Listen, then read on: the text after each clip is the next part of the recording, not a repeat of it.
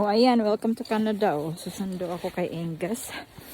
So, kailangan this summer, kailangan ko na talaga mag-practice ng mag-drive.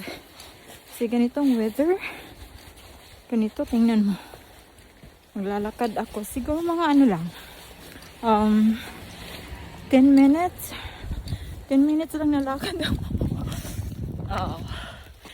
Ayan, may gloves ako. Tapos din, nagdala ako ng extra jacket niya. Kasi, kanina, basa yung snow. So, ganito, kailangan talaga. Asawa ko, pinupush niya ako mag-drive daw ako. Sabi ko, baka ditong summer na to. Magdadrive na talaga ako kasi ito ba nakakapagod. May sasakyan naman kami dalawa. Kasi takot nga ako mag-drive. So, lakad is life. Tapos meron naman doon mga tao.